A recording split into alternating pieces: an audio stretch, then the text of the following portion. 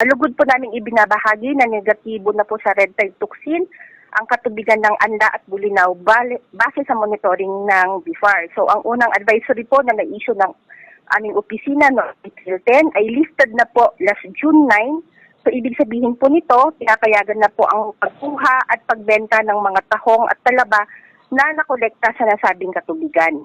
Opo, marami po kasi tayong mga factors dahilan so hindi po natin siya pwedeng single roll out sa isang rason lang. So, bakit nga ba nagtatagal ang red tide sa katubigan? So, isa po or ilan po sa mga rason yung mataas presence po ng mataas na nutrient at yung mainit na temperatura. So, parang sobrang init na po kasi ngayon, kaya baaring isa rin po yun sa nag-cause po bakit nagtagal po yung ating red tide. Opo, masasabi po natin na nakatulong po yung pag-ulan pero hindi po natin masasabi completely na yun po yung rason kung bakit po nawala po yung red tide. Ano po, unang-una po kasi present na po yan sa ating katubigan. So nakatulong naman po yung ulan sa pag-dilute or paglusaw and pag-distribute po ng mga red tide organisms sa katubigan po. Ang red tide po ay isang natural phenomenon. So ibig sabihin po nasa katubigan na po natin siya. So yung mga organismo po na nagkukos ng red tide ay nasa mga sediments na po siya. So kung maganda po at conducive po yung katubigan, yung sitwasyon po sa tubig, mataas ang nutrients, masyadong mainit yung panahon, yun po, nag-bloom po sila.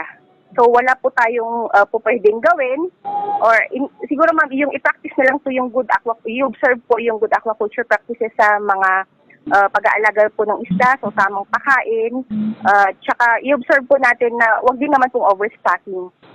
Para po hindi rin po masyadong madami yung pinapakain. So tama lang po, mga tamang pamamaraan lang po sa pag-aalaga ng isda.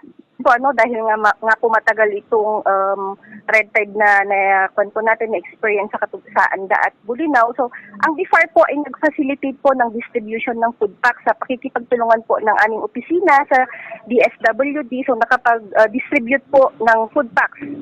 Sinacilitate lang po ng BIFAR yung distribution ng mga food packs doon sa mga pamilyang apektado po ng red tide. So meron pong mga listahan ng mga pamilyang apektado na sinabit po yung LGUs at ito naman po ang aming finaward sa DSWD.